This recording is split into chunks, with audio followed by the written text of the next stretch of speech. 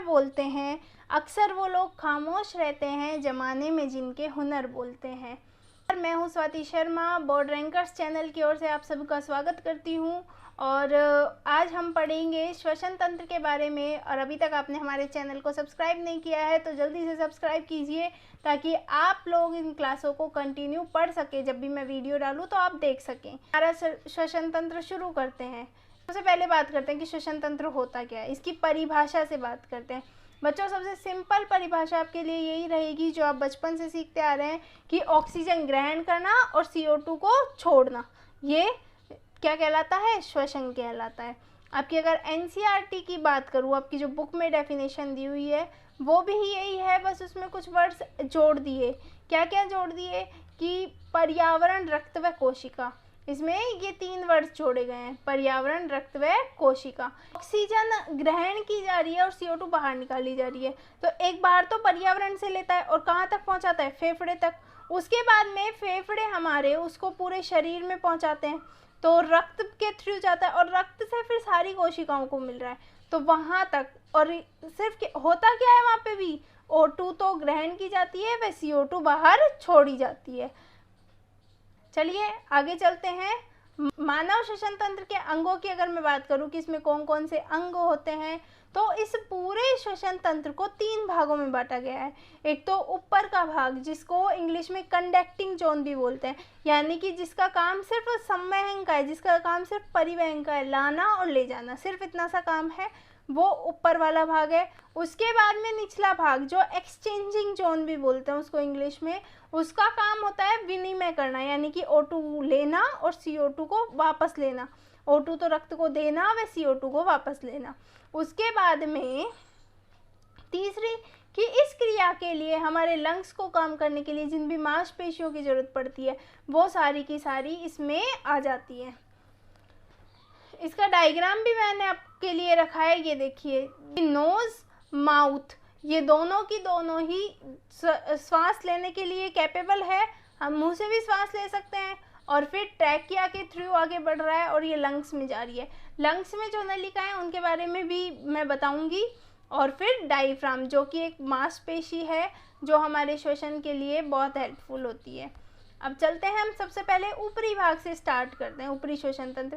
देखो इस डायग्राम में बताया भी है, आप लोग देख सकते हो कि अपर रेस्पिरेटरी ट्रैक्ट में तो कौन आ गया? नेजल कैविटी, यानी कि नाक, फिर फेरिंग्स और उसके बाद में लैरिंग्स। उसके बाद में लोअर रेस्पिरेटरी ट्रैक्ट आ जाता है, यानी कि निचला भाग। उसमें कौन कौन आ रहा है? ट्रैकिया, ट्रैकिया आपकी श्वसनी और प्राइमरी ब्रोंकी, उसके बाद में सेकेंडरी ब्रोंकी, टर्सरी ब्रोंकी, ये सारे की सारे किस में सुरक्षित रहते हैं? लंग्स में रहती हैं ये सब। अब आते हैं, हम शुरू करते हैं नासिका। नासिका आप खुद भी देखिए, नाक है वही नासिका है, उसको बस हिंदी में, इसीलिए बच्चों मैं आपको सजेस्ट करूंगी कि आप हिंदी नाम की बजाय इंग्लिश नाम याद करें, ये आगे भी आपके लिए बहुत हेल्पफुल रहने वाले हैं। तो अगर मैं बात करूं नाक की, तो देखो एक ही है ये कि नासाद्वार से शुरू हो रही है, यानी कि हमारे सबसे पहले 2 छिद्र होते हैं नाक के और उसके बाद वही नासाद्वार होते हैं और उससे आगे चलने के बाद में ये पूरी की पूरी एक गुहा है, ठीक है। उसमें बीचों बीच एक हड्डी है जो इसे 2 बराबर भागों में बांट देती है और इसमें रोम पक्षमाभ उपस्थित होते हैं, यानी कि छोटे छोटे बाल और बहुत सारे सीलिया इसमें उपस्थित होते हैं, जिसका काम क्या होता है बच्चों? जिसका काम होता है कि जो भी श्वास के साथ में जो भी धूल है, धुएं के कण है, ये आ रहे हैं, उन्हें बाहर की बाहर ही रोकना ताकि वो हमारे फेफड़ों तक ना पहुँचे, क्योंकि अगर वे हमारे शरीर में पहुँचेंगे तो वे हमारे लिए हानिकारक ही होने वाले हैं। इसलिए रोम का कार्य होता है उनको रोकना। अब मुख की मैं बात करूं तो मुख भी जनरली श्वास हम नाक से ही लेते हैं, लेकिन जब नाक से श्वास लेने में हम असफल होते हैं, यानी कि विशिष्ट परिस्थितियों में मुख से भी श्वास ली जा सकती है, लेकिन पहुंचने वाली वायु इतनी स्वस्थ नहीं होती, इतनी स्वच्छ नहीं होती जितनी कि नाक के द्वारा पहुंचने वाली वायु होती है, क्योंकि जो हमारी नाक में उपस्थित रोम होते हैं, पक्षमाभ होते हैं, वो धूल और धुएं के कणों को रोक लेते हैं, जबकि मुख में ऐसा कोई भी सिस्टम नहीं होता। अब आगे चलते हैं हम ग्रसनी के बारे में। ग्रसनी को 3 भागों में बांट दिया जाता है।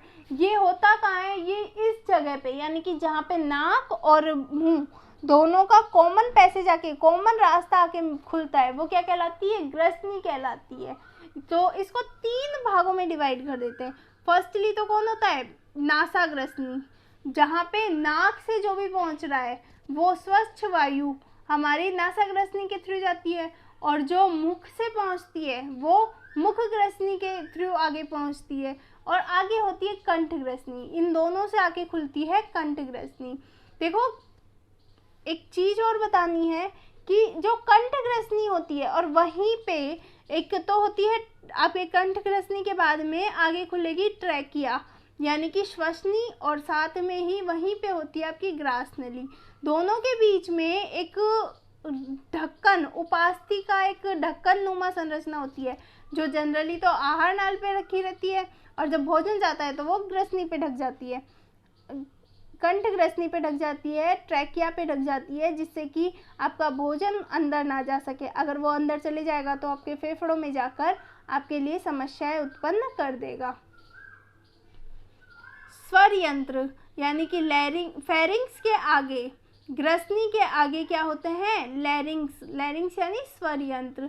ये यहाँ पे है। ये पुरुषों में एक उम्र के बाद, किशोर अवस्था के बाद में ये और भी ज़्यादा विकसित हो जाता है, जबकि लड़कियों में ये कम विकसित रहता है, जिसकी वजह से लड़कों की आवाज़ थोड़ी भारी हो जाती है, व लड़कियों की पिच तेज होती है, यानी तीखापन तेज होता है लड़कियों की आवाज़ में।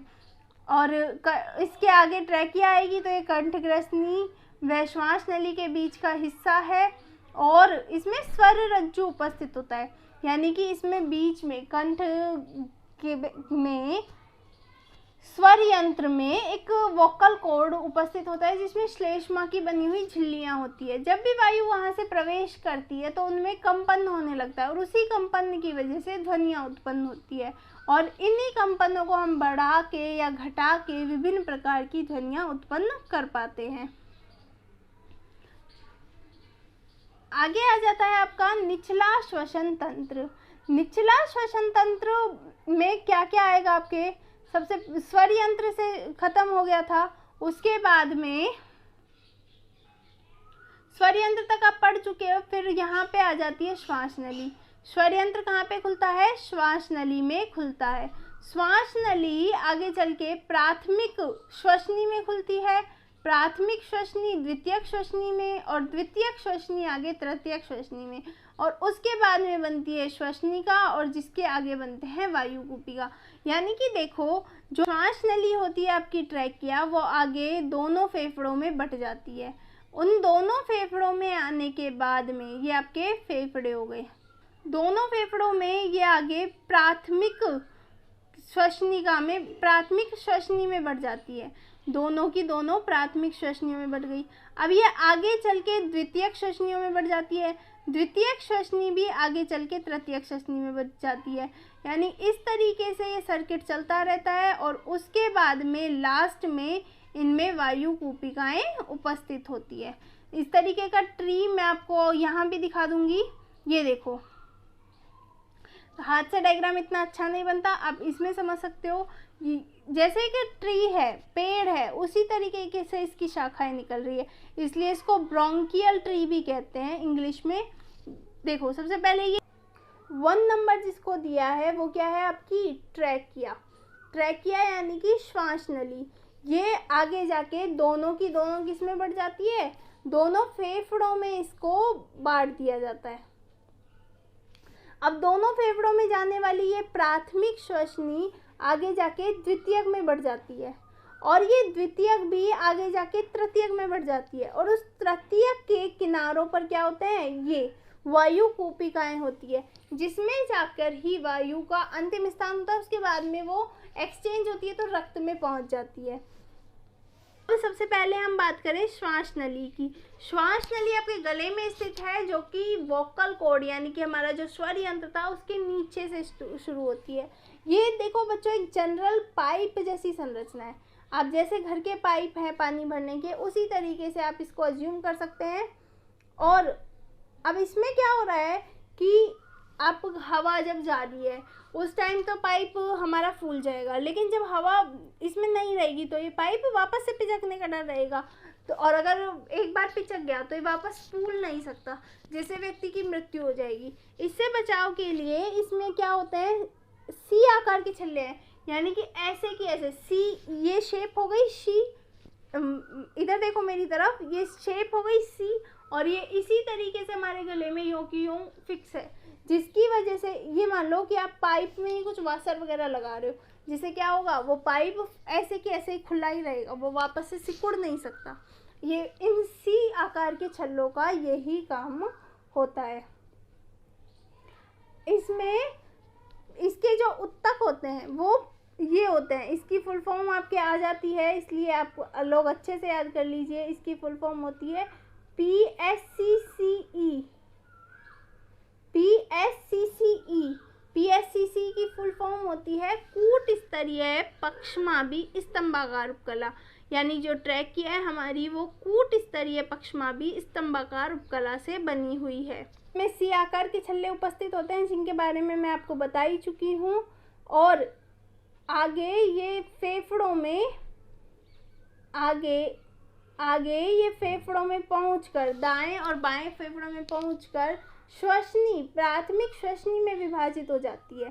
अब श्वसनी की बात करें हम तो श्वसनी, मैंने आपको पहले बताया कि पहले प्राथमिक श्वसनी, फिर वो आगे विभाजित होगी, क्या बनाएगी, द्वितीयक श्वसनी, फिर वो आगे विभाजित होगी, क्या बनाएगी, तृतीयक श्वसनी। इस तरीके से लगातार एक ट्रैक पूरा की पूरा एक वृक्ष जैसी संरचना बन जाती है, जिसको क्या बोलते हैं, ब्रोंकियल ट्री। और श्वसनी जो होती है वो आगे श्वसनिकाओं में बढ़ती है, और उन श्वसनिकाओं के अंत में वायु कूपिका, एक मांस की संरचना होती है, एक उत्तक की संरचना होती है कूपिका जैसी, और उसको क्या बोलते हैं, वायु कूपिका।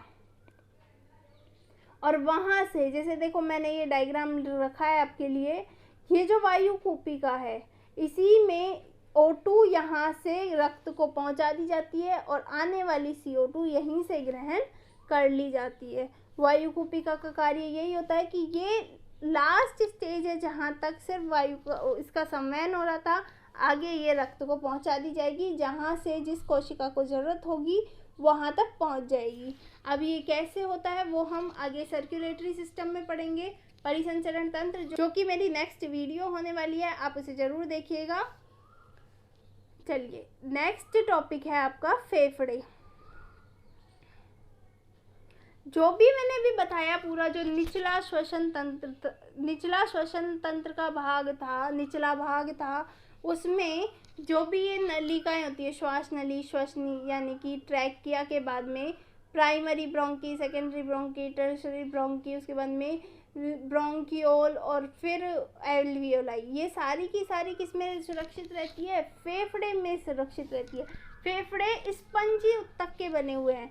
किसके बने होते हैं बच्चों, इस फेफड़े स्पंजी उत्तकों के बने हुए होते हैं, और उसी में सारे की सारे जो आपके हैं नलिकाएं वो सारी की सारी उसी में सुरक्षित रहती है। कोमल होते हैं, गुलाबी रंग के होते हैं, वक्ष स्थल में मध्यपट से ऊपर, मध्यपट बोलते हैं डायफ्राम को, और ये उसके ऊपर स्थित होते हैं। ये तो आप लोग पहले से ही जानते होंगे। और अब मैं दोनों फेफड़ों की बात करूँ, संख्या में कितने फेफड़े होते हैं हमारे पास में, 2। और जो दायां फेफड़ा है वो बाएं फेफड़े की अपेक्षा चौड़ा अधिक होता है और लंबाई में कम होता है, और उसमें 3 खंड होते हैं, जबकि जो बायां फेफड़ा होता है उसमें 2 खंड होते हैं। बच्चों दोनों फेफड़ों की अगर आप स्ट्रक्चर देखोगे तो जो दायां फेफड़ा होता है वो तो पूरा की पूरा इस तरीके का होता है, जबकि बाएं फेफड़े में इस तरीके से एक नोच निकली होती है, इसलिए इसकी चौड़ाई तो क्या हो जाती है, कम हो जाती है, इसकी चौड़ाई ज़्यादा हो जाती है, इसीलिए इसमें 2 खंड हैं जबकि इसमें 3 खंड पाए जाते हैं। अब मैं बात करूँ ये ऐसा क्यों होता है, कुछ ना सब हर चीज़ का रीज़न होता है, तो यहाँ पे इसका ऐसा होने का क्या रीज़न है, देखो हमारा जो हृदय है वो बाईं ओर स्थित होता है, तो फेफड़े उसको जगह देंगे तभी तो वो एडजस्ट हो पाएगा, इसीलिए जो हमारा बायां फेफड़ा है वो 2 खंड युक्त व अपेक्षाकृत छोटा होता है। एक और चीज कि पुरुषों के फेफड़े स्त्रियों के फेफड़ों की अपेक्षा अधिक भारी होते हैं। नेक्स्ट मैंने डायग्राम डाले हैं, देखो लंग्स के आपके लिए। ये लंग्स में पूरा की पूरा इस तरीके से सिस्टम होता है कि सबसे पहले देखो आपके पास में क्या आई, ट्रैकिया आया। ट्रैकिया श्वास नली आगे जाके 2 श्वसनिकाओं में बढ़ जाती है, ये दोनों प्राथमिक श्वसनी है। उसके बाद में ब्लू कलर में आपकी दिखाई है द्वितीयक श्वसनी, और फिर वो आगे बढ़ जाती है तृतीयक श्वसनी में, और तृतीयक श्वसनी के बाद में आगे आपके आ जाते हैं श्वसनिका, और उसके बाद में वायु कूपिकाएं। ये पूरा की पूरा डायग्राम आप इसको अच्छे से देख लो, पूरे नाम भी दे रखे हैं इसमें। ट्रैकिया है, उसमें जो सी आकार के छल्ले होते हैं वो भी इसमें बहुत अच्छे से दिखाए गए हैं, और इसके ये सुपीरियर लोब वगैरह दिखा दिए आपके, इतने इम्पॉर्टेंट नहीं है, बस आप ये ध्यान रख लो कि जो दायां लंग होता है, दायां फेफड़ा होता है वो तो 3 लोब का बना होता है, और बायां फेफड़ा होता है वो 2 लोब का बना हुआ होता है। हम बात करते हैं श्वसन मांसपेशियों की। श्वसन मांसपेशियां कौन कौन सी हैं? एक तो आपका डायफ्राम। डायफ्राम कैसे काम करता है, देखो जब आप श्वास अंदर लोगे तो उस टाइम पे श्वास जाएगी, वायु जाएगी, तो उसके लिए जगह चाहिए। तो उस टाइम पे तो क्या होगा, ये एकदम स्ट्रेट हो जाएगा, एकदम सीधा हो जाएगा, और जब श्वास बाहर निकल जाएगी, इसको स्पेस बचेगा, तो ये वापस से डोम आकार का यानी गुंबद के आकार का हो जाता है। देखो इस टाइम पे इसने श्वास ली है, देखो इस टाइम पे इसने श्वास ली है, तो उस टाइम पे ये डायफ्राम कैसा हो गया, एकदम स्ट्रेट। और जबकि दोबारा में ये श्वास बाहर निकाल रहा है, और जब इस जगह का आयतन कम हो गया तो ये गुंबद आकार का हो जाता है, यानी कि डोम शेप का हो जाता है। दूसरी इसमें और भी मांसपेशियां काम में आती है, जिनको बोलते हैं इंटरकोस्टल मसल्स। इनके बारे में आपके ज़्यादा वर्णन नहीं है, ये आगे जब आप साइंस लोगे 11th में तो काम में आएंगी कि ये किस तरीके से क्रिया करती है। अब आती है आपके श्वसन तंत्र की क्रियाविधि। श्वसन की क्रियाविधि को आप इसी डायग्राम से दोबारा समझते हैं। देखो होता क्या है, सबसे नाक से वो कहाँ पहुँचती है, मुख में, मुख ग्रसनी व नासिका ग्रसनी में, ग्रसनी में पहुँचती है। ग्रसनी से आगे वो किस में पहुँचती है, लैरिंक्स में। लैरिंक्स से आगे वो पहुँचती है ट्रैकिया में। ट्रैकिया के आगे primary bronchi, secondary bronchi and tertiary bronchi, और उनसे आगे वो पहुंचती है ब्रोंकियोल में, और ब्रोंकियोल से एल्वियोलाई में। ये सफ़र तय करने के बाद में ऑक्सीजन कहाँ पे पहुंचती है, रक्त को दे दी जाती है, जो मैंने आपको अभी बताया था कि कूपिका में किस तरीके से एक्सचेंज होता है। उस समय पे हमारे ये जो डायफ्राम है वो जब श्वास ग्रहण की जाती है तब तो क्या होते हैं, एकदम सीधे हो जाते हैं, और जब कार्बन डाइऑक्साइड छोड़ी जाती है तो ये डोम शेप में आ जाते हैं, गुंबद आकार में आ जाते हैं। आई बात समझ में? अब अगर मैं बात करूं कि श्वसन को पूरे को 2 भागों में बांटा है, एक तो बाहरी श्वसन और एक आंतरिक श्वसन। बाहरी श्वसन का मतलब क्या है, जो कि कूपिका और केशिकाओं के मध्य हो रहा है। देखो क्या होता है, कूपिका थी और कूपिका के आगे रक्त की केशिकाओं के जाल थे, और वहाँ से ऑक्सीजन अंदर दे दी जाती है और कार्बन डाइऑक्साइड वापस कूपिकाओं को पहुँचा दी जाती है। ये तो होता है आपका बाहरी श्वसन। और आंतरिक श्वसन क्या होता है कि जब आप कहीं रक्त में वो पहुँच गया है, अब रक्त उसको आगे जहाँ पे आपकी कोशिकाओं को ज़रूरत है वहाँ पर पहुँचाएगा, और वहाँ से जो CO2 उन कोशिकाओं में उत्पन्न हुई है उसे वापस बाहर निकालेगा। ये होता है आपका आंतरिक श्वसन।